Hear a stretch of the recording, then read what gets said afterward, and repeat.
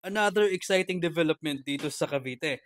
Welcome to Maple Grove, ang future Makati o BGC ng South.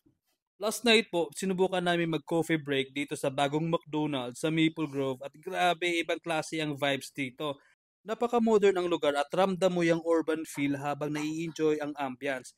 Meron din silang ditong Starbucks na kakabukas lang, kaya kung fan kayo ng coffee tulad namin, siguradong magugustuhan nyo rin.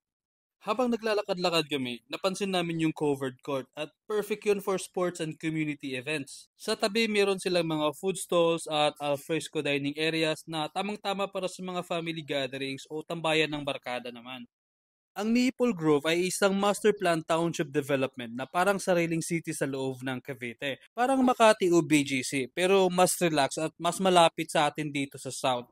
Alam nyo ba, ito ang future hub ng mga business districts, modern residences at open spaces. Lahat ng yan nasa isang lugar na.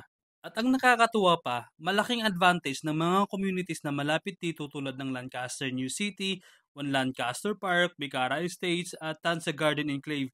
Lahat sila less than 30 minutes away lang. Ibig sabihin, habang nai-enjoy nila ang tahimik na buhay sa kanilang neighborhoods, malapit pa rin sila sa ganitong klaseng urban development. 'Di ba? Ang saya lang makita kung paano unti-unting nag-level up ang Cavite. Sa ganitong projects, parang future-proof na talaga ang lugar natin. Excited ka na ba kung ano pang susunod na mangyayari?